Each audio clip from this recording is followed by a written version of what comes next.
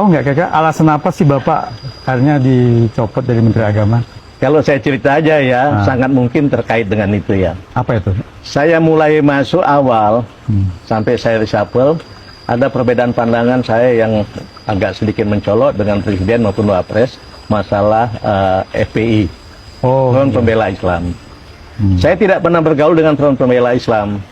Ketemu Pak Habib Rizik pun tidak pernah, kecuali sekali pada saat dia menikahkan anak, saya kedatang, saya diundang, saya datang. Dan bertemu beliau pun di antara ratusan undangan. Tapi buat saya, membubarkan sebuah organisasi besar, apalagi organisasi Islam ya, itu tidak semudah itu, harus dengan kajian yang komprehensif gitu ya. Apalagi kemudian menurut saya tidak ada ancaman yang dari dia yang ditakuti kok gitu ya. Sehingga saya selalu mengatakan kepada Bapak Presiden maupun Bapak Wapres, saya dipanggil Bapak Presiden 2 kali terkait ini, Pak Wapres sekali. Saya selalu bersikap bahwa Pak, tidak perlu dia dibubarkan, cukup dibina. Dan nggak ada masalah, bukan ancaman buat saya kalau menurut pandangan saya gitu ya.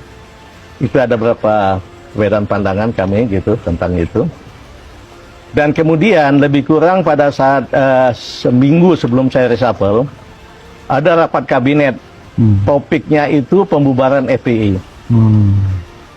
Saya tentu saja saya hadir ya. Sebelum berangkat, dan itu saya salut dengan istri saya ini. Sebelum berangkat saya bilang kepada istri saya, Mam, ini ada sidang kabinet terbatas, topiknya hebat banget, pembubaran FPI. Wah, khusus banget ya. Itu ya. Ada saran nggak, Mam? Saya bilang ke istri saya. Istri saya bilang, Pak, kalau Papa tetap bertahan tidak membubarkan FPI, tapi hanya membelanya atau membinanya, Papa pasti 100% di-reshuffle, kata istri saya. Tapi menurut saya, kata istri saya, itu pilihan terbaik. Kalau enggak, Papa malu sama umat Islam, malu sama orang Aceh gitu ya. Orang sebuah organisasi Islam besar, dibina saja cukup, kenapa mesti dibubarkan? Dan mohon maaf, istri saya bilang, kita jadi Papa jadi menteri pasti bangga. Tapi lebih bangga lagi Papa jadi jenderal bintang 4. Dan Papa sudah jenderal bintang 4. Kalau Papa, mohon maaf, kalau menteri, semua orang dekat presiden bisa jadi menteri. Tapi kalau di tentara, Papa ngabdi 32-35 tahun, belum tentu dia jenderal bintang 4. Jadi kalau menurut saya, Papa tetap tegas mengatakan bahwa tetap tidak perlu dibubarkan, cukup dibina gitu. Nah itu saya sampaikan. Jadi pada saat rapat, semua menteri dan kepala badan dan lembaga tidak ada satupun yang ngomong lain kecuali bubarkan. Hanya Bapak yang hanya saya satu-satu yang menyampaikan itu. Oh, hanya Bapak di-reshuffle. Saya itu kelihatannya.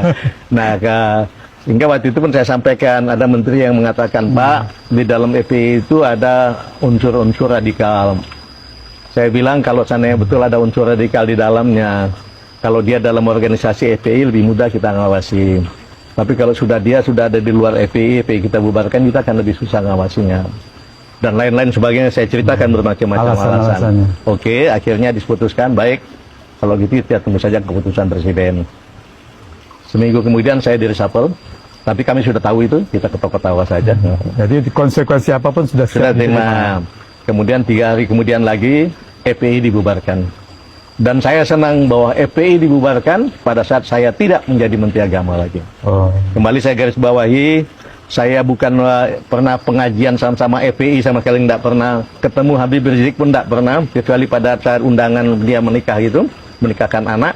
Itu pun diantara ratusan orang yang ada undangan itu. Tapi saya punya idealisme, punya prinsip seperti itu.